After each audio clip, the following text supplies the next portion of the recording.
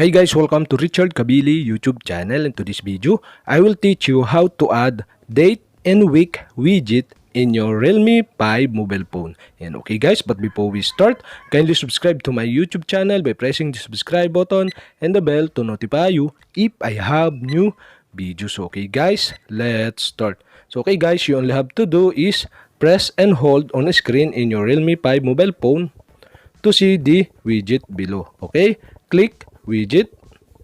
And okay guys, here in widget, you can find the widget you want to add to your home screen by sliding to the left or to the right.